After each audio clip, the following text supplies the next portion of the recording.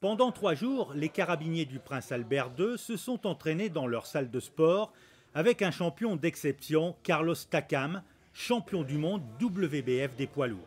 Un titre obtenu le 24 mai dernier à Noisy-le-Grand, en région parisienne.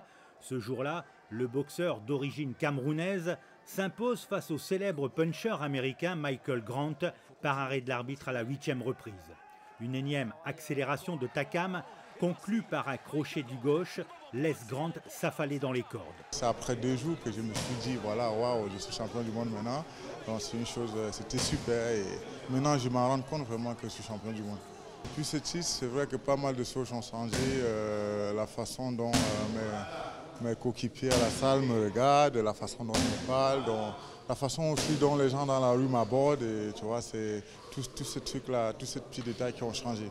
Un peu plus de 2 mois plus tard, les carabiniers ne pouvaient rêver de plus beaux cadeaux en s'entraînant avec le nouveau roi du monde. À l'origine de cette initiative, Jean-Marc Toesca, ancien carabinier, aujourd'hui chef de la cellule sport de combat et qui possède un très bon carnet d'adresses dans le milieu de la boxe.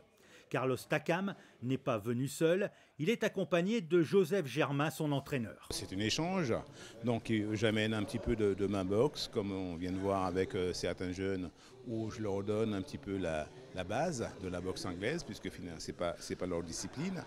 Et on fait un échange comme ça, de bons procédés, comme on dit, et puis les choses se passent à merveille. Dans le cadre de l'entraînement de ces hommes, Philippe Rebaudingo, le commandant des carabiniers du Prince, développe le combat, surtout avec la jeune génération. Il a même créé une cellule spécialisée il y a 7 ans. Allure d'aigle, regard direct, main de docker et biceps gonflés, Carlos Takam est sur le pied de guerre, droite, gauche, crochet, uppercut, toute la panoplie y passe.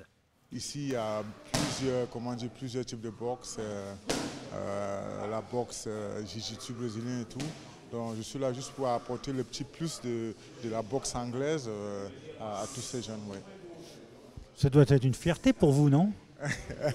Bien sûr, et ça, moi aussi j'apprends auprès d'eux, puisqu'on ne fait pas la même boxe.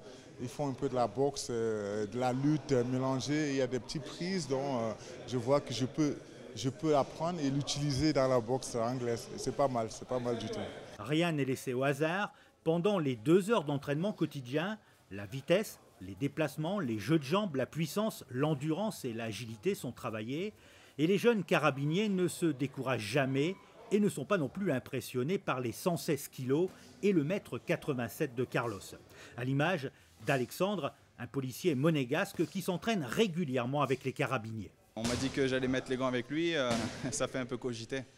La veille, on y pense un peu et puis finalement, on arrive ici, c'est quelqu'un de super et ça fait plaisir. Quand il échange, il va tout doucement, ça fait plaisir. On sait que sur une droite ou une gauche, il peut nous coucher. Et il a la gentillesse de travailler en souplesse, en donnant toujours des petits conseils. C'est vraiment sympa de travailler avec lui. Ce jeune policier et les carabiniers sont d'excellents sparring partners pour Carlos Takam. Mais ces 3 jours d'entraînement à Monaco permettent aussi au nouveau champion du monde de casser la routine et de travailler sa préparation mentale. L'intérêt, tout simplement, c'est déjà d'une. Ici, on a un mental d'acier, déjà d'une, quand je regarde ce qui se passe autour de moi. Donc ça lui permet de tremper avec les carabiniers qui ont quand même une force mentale que nous, peut-être qu'il nous manque un petit peu à la boxe. Le fait de changer, d'avoir un quotidien différent avec d'autres personnes à la salle, on se connaît tous, donc c'est toujours je dis encore, le copain qui vient raconter ce qu'il a fait la veille, et tandis qu'ici on est là un petit peu pour travailler, donc ça fait énormément du bien et je pense qu'on va revenir le plus souvent possible qu'on peut. Cette rencontre et ces 3 jours d'entraînement avec Carlos Takam resteront, c'est sûr, gravés à jamais dans la tête des carabiniers et pas question pour eux de quitter la salle sans la photo souvenir.